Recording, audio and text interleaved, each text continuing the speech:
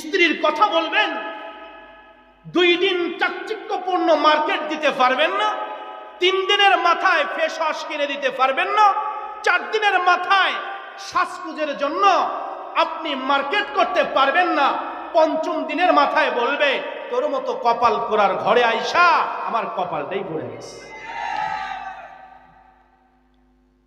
কিন্তু মা এমন এক জিনিস, কোনদিন আপনি তাকে একটা কাপড় কিনে দিতে পারেন নাই, কোনদিন আপনি তাকে 10টা টাকাও হাতে দিতে পারেন নাই,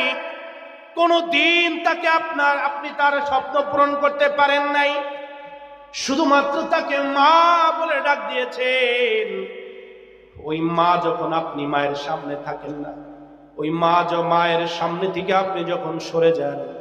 তো মা তখন নিজের আসল আল্লাহর দিকে উত্তোলন করে বলে, আল্লাহ ও রব্বে কারিম তাবারক ওয়া তাআলা রব্বুল আলামিন, আমার মাহমুদ বাড়িতে নাই, আমার আব্দুল জব্বার বাড়িতে নাই, আমার আব্দুল গফফার বাড়িতে নাই,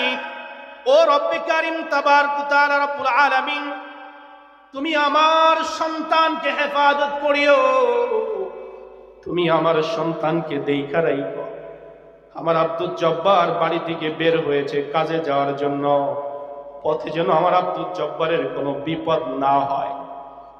পথে যেন আমার আব্দুল জব্বারের কোনো বিপদ না হয়। আমার কলিজার টুকরা সন্তান যেন বাড়ি থেকে যেমন ভাবে বের হয়ে গেছে সহি সালামতে, আবার যেন আমি মায়ের কোলে ফিরে আসতে পারি, এমন বিনা স্বার্থে একমাত্র দোয়া করনেওয়ালা শব্দের নাম হলো মা। ওই মা যাদের বিদায় হয়ে গিয়েছে, হাড্ডি ভাঙ্গা পরিশ্রম করে আজকে আমার থাকার জায়গা, আমার সামান্য পরিচয়, আমি যাতে করে মাথা গুছতে পারি এমন এক সম্পদ অর্জন করতে গিয়ে নিজের সময়কে এমন ভাবে ব্যয় করেছেন যে নিজের জন্য কিছুই করেন নাই। ওই বাবা যাদের বিদায় হয়ে গেছে, ওই বাবা যাদের কবরের যাত্রী হয়ে গেছে, ওই মা যাদের কবরপুরের যাত্রী হয়ে গেছে, ওই মায়ের সন্তান,